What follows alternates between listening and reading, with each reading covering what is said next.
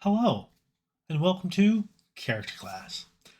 Today, today I would like to give to you all 5 tips for running a game in Dungeons and Dragons 5th edition. Now, there are a lot of tips that I could offer, but a great many of those have been done by other people.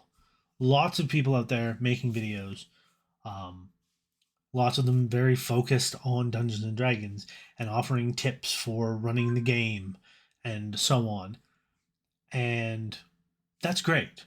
I just don't feel the need to tread over the same sort of ground that has already been tread. Like I could do a whole lot about, dealing with problem players and character creation and so on and so forth. And maybe I will do uh, videos like that. I have done some in the past, talking about just general running a game, not in any system specifically, which could apply to D&D just the same as it could apply to any number of things. But the the tips for running a game in D&D that I want to give you are a little bit more specific, a little bit more tailored to the sort of games that I run. So let's break it down and get right to it. Number 5, never roll or allow your players to roll for health, HP. Don't do it. Now, I know it says in the book for 5th edition that each character class rolls their type of hit die every time they go up a level, and that roll is then added to your HP, to the character's HP. And this slowly gives them, more HP as time goes on. And it has an alternative in the book. This is in the book as an alternative method for this, that you could then just give them the average of what that dice roll would be every time they level up instead of making them roll. And that is what I am advocating for here. I do not think you should allow players to roll for their HP every time they level up. I feel you should either give them the average, in which case they're always getting a decent amount of hit points every turn as they level up, or you just give them whatever the max is on their roll. Now, there are some DMs that are like, "Oh, that'll make them have too many hit points." Um, uh, no, no, it won't. There's no such thing as having too many hit points. Absolutely not. What are you worrying about? There's nothing to worry about. It's fine. A barbarian getting 10 hit points every time they level up, or 12. Is it a d12? I can't remember. Uh, why does that matter? Let them have the average. It's fine. Or the top. That's also fine. But either way, give them a decent, significant amount of hit points per level, because nothing nothing feels bad, like as bad as rolling a dice and getting a 1 on it for your hit points. It even feels worse if you are rolling and you get a 1 and you have a -1 constitution modifier, because then you don't get any hit points. According to the rules as written, as far as I am aware, you can end up with 0. Now, to me, that just feels the worst, which is why I'm saying don't do it. Just let them have hit points. It makes them more durable. It means they can take risks, take chances, and potentially do something cool. Anyways, let's move on to number 4. Number 4 is say yes to magical items. This includes weapons and armor as well. Now, there are some DMs who like to run D&D games that are very much the sort that is like very limited magical items. Magical items are like ultra rare. You may only find a magical item once every 5 levels or something like that. Now, that's fine. If that's the game you want to run and both you and all of your players have signed up for it and are really excited at running this type of game, go for it. But if this is just a normal D&D game set in like an established setting that perhaps D&D Wizards of the Coast has put out, like Forgotten Realms or Greyhawk or Strixhaven, because that's one of the new ones that are out there. Any of these type of worlds. Or if you're doing a homebrew that has, a decently high level of magic in it, it's okay to give your characters magic items. It's okay to allow them to find these items in treasure, in loot, in dungeons, to get them off of bad guys, to take their money and go to a market and buy a magic item. It's okay to allow this. And it will give a better experience for your players if you do this. Because there are some enemies out there that can only be damaged by magical weapons. And if you don't give your players magic weapons, then using those monsters is a death sentence to the players. But if you do give them magic items, then you can use these monsters and have them triumph over them. Now, if not everybody has a magic item, let's say only the fighter and perhaps the barbarian or the paladin in the party has magic weapons, if only like 1 or 2 of them do, then you've got to have them be the damage dealers. And maybe your caster's doing damage with magic, but otherwise the rest of the party need to play support. And you can get into tactic situations in that regard. Or if your party all has magic weapons, magic armor, magic items, if they have been campaigning for a long time, have gone up many, many levels underneath this game that you are running, then having them be equipped to deal with a lot of things, having them have magic items, makes them, heroic. These are the types of people that will come into a village and will be noticed, will be approached to help with difficulties that a village is having or that a city is having.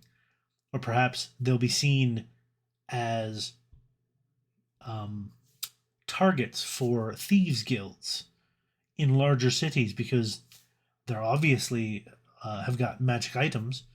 We can steal those and sell them for money. There's ways that you can use them having magic items and weapons and armor to your benefit. But it is better to let them have these things because it's not going to ruin your campaign if you give them a magic sword that does like +2 damage. Like, that's not going to end the game. And if it does, well, maybe you need to think about that. Maybe you need to have a think about why a couple of magic items or a magic weapon might end your campaign. Anyways, let's move on to 3. Tip 3. Player characters are protagonists, but the DM is not an antagonist. Now, I've covered this before in another video that I did, but what I mean by this tip is very simple. Your player characters are the protagonists of the story that is being told. They are the heroes, or perhaps they're the villains, if you're playing an evil campaign. That's possible. But regardless, they are the protagonists. They are the ones that this story is following. They are the ones who are instigating the action. And as protagonists, there needs to be antagonists in their way. The antagonists should be the bad guys, the villains, the monsters, the environmental obstacles, and sometimes the NPCs. The antagonist should never be the DM. You, as a DM, are not standing against your players. It is not your job to win over your players. You only win when they win. Your job is there as storyteller, as referee, as facilitator. At least in my opinion, that is what a DM should be. Not an antagonist. You should not be fighting your players. You should be helping them to succeed. You should be yes-anding and not saying no to what they do. Let them try. Now, obviously, there will be points when you have to say no because the world is not going to allow for this thing. Like, why can't I make a death ray? Well, because this world doesn't have that technology. This world doesn't have this, that, and the other thing. There's things you need to be. What's the word I'm looking for? You need to be consistent in what you're doing. Your world needs to have that consistency maintained. But that doesn't mean you have to say no to everything the players want to do. You need to learn to, facilitate them. Let them stretch their wings. Let them stretch their creativity. You will get better results and better games from your players if you do this. I firmly believe that. Now, let's go to number 2. Number 2, let players roll their skills. Now, there's a list of skills in D&D 5th edition. There's like insight, religion, nature, investigation, perception, and so on. There's a big list of skills off to the side that players can spend points on, can make better, have proficiencies in, and so on and so forth. And these skills are there to be used. So when it comes down to it, if a character wants to use like persuasion to try and persuade somebody to do something, to use insight to see if a character is telling the truth to them, if they want to use like investigation or insight to maybe figure out a puzzle that you have presented to them in a dungeon somewhere. If they want to do this, let them try. Especially when it comes to like puzzles or, dealing with NPCs. There are players out there who may not have the ability or the desire to push themselves out of their comfort zone that much. They may not like role-playing, but still want to participate in the game. They might do a little bit of role-playing here and there among party members, but they might not want to do a full conversational role play with an NPC. They may want to just, kind of try and use their skill to, persuade the NPC to let them pass, or this sort of thing.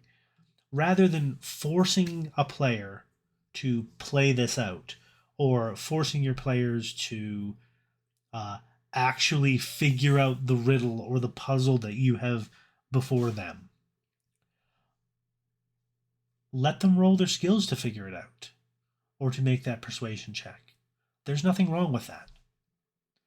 Now, I understand as a GM, if you make puzzles, because I do make puzzles for some of mine games, and I enjoy watching them trying to figure it out.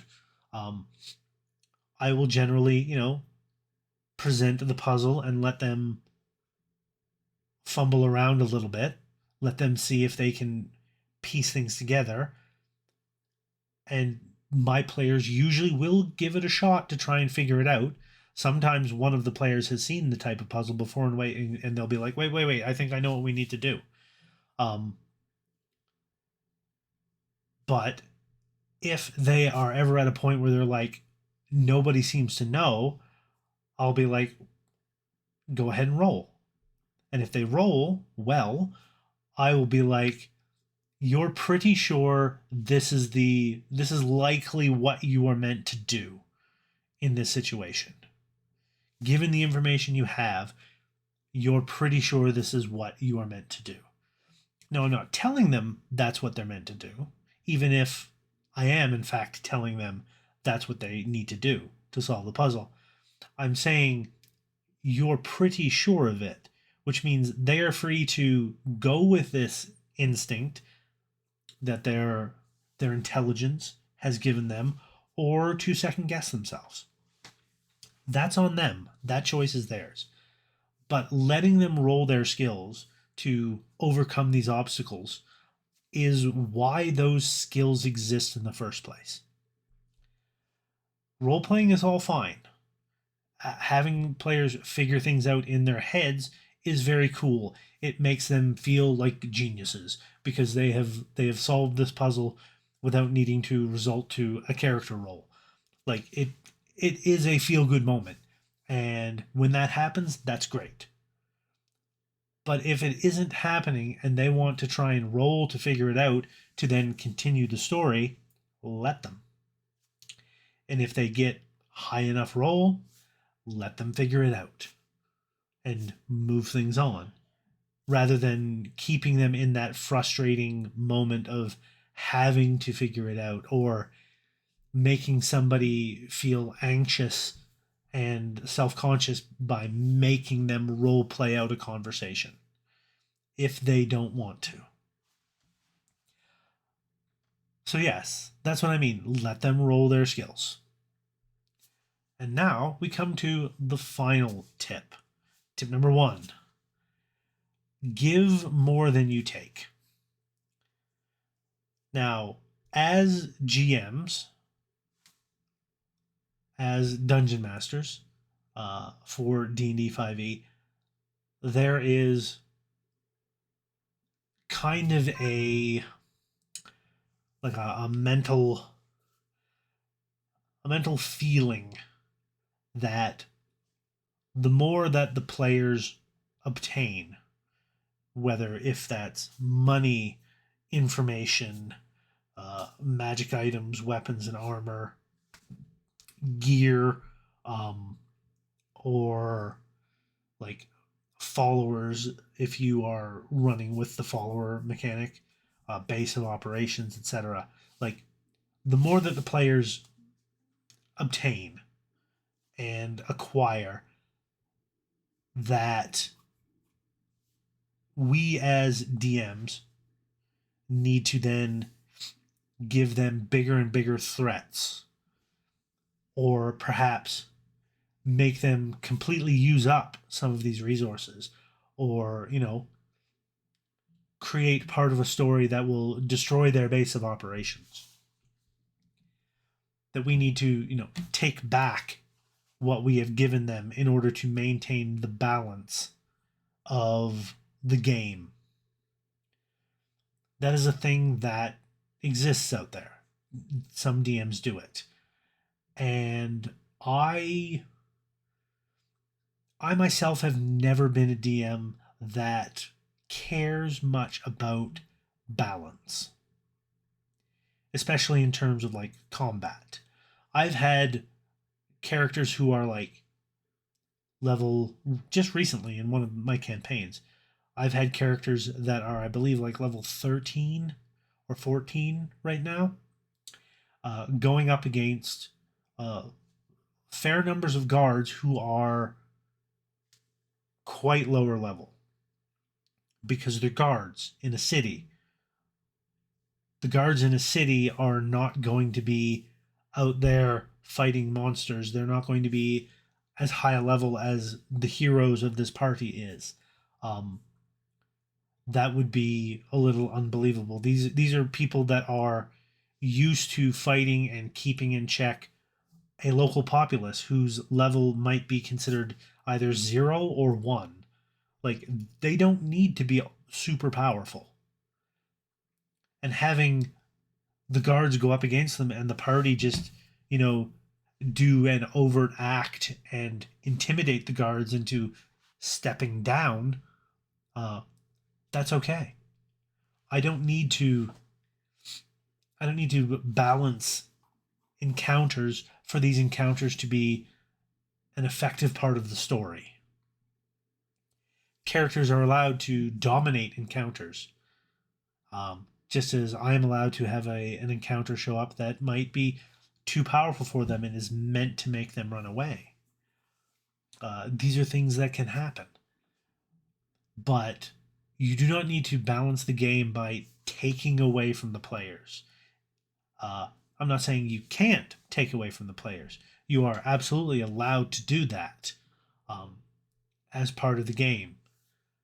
I'm just saying you want to be giving more than you are taking. Because if all you are doing is taking from the players each and every session, that begins to instill this feeling of just kind of, what is the word I'm looking for here? Attrition. This feeling of attrition where the players are just being ground down and losing all of their resources, and may end up causing a feeling of hopelessness in not only the characters, but the players themselves. And you don't want that, unless that is the type of game you're running. But as I mentioned about being on the same page in the previous character class video, that's what you want to talk to your players about first. As long as everybody's on the same page and wants that type of game, go for it. But if this is just supposed to be a fantasy game of Dungeons and Dragons where you go out and the heroes do things and defeat the bad guys, or try to defeat the bad guys, like, taking more than you give can just grind things down and cause a negative feeling overall. And you don't want that.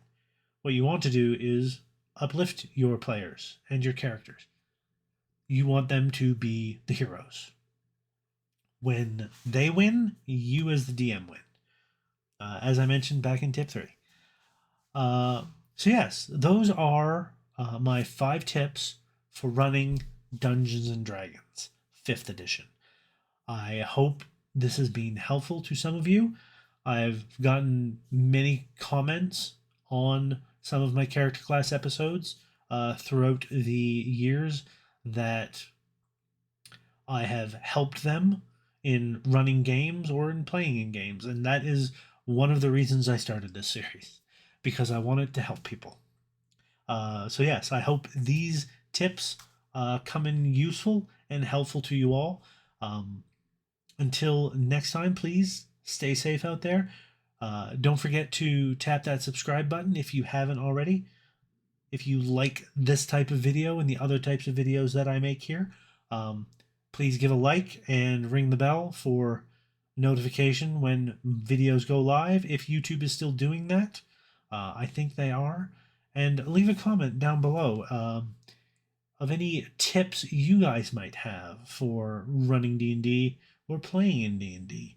I may be doing a 5 tips for playing D&D 5th edition in the future, but I need to think about that one a bit more because a lot of the tips that I have probably already been done by people, so I need to think of some more unique ones. So yes, feel free to do all that, and yeah, get in the comments, etc., etc. I think that's about it. I don't think there's anything else. So yeah, do all that. Stay safe, and until next time, keep rolling those dice. See you around.